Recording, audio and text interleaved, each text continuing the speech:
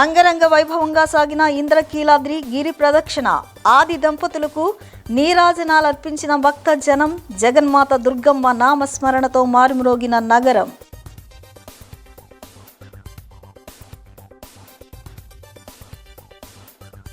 Gunadala railway gate వద్ద flyover నిర్మాణ పనులకు శంకుస్థాపన చేసిన విజయవాడ ఎంపీ కేశినేని శివనాథ్. 2 దశాబ్దాల కళ నేటికి సాకారం కానుందని వ్యాఖ్య.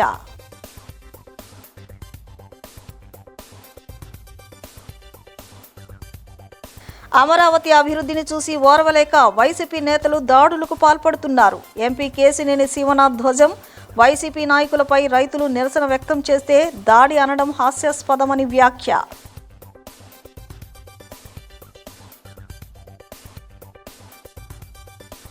నాగవంశ కళ్యాణ మండపం భూమి పూజ కార్యక్రమంలో పాల్గొన్న సెంట్రల్ ఎమ్మెల్యే బొండా ఉమామహేశ్వరరావు.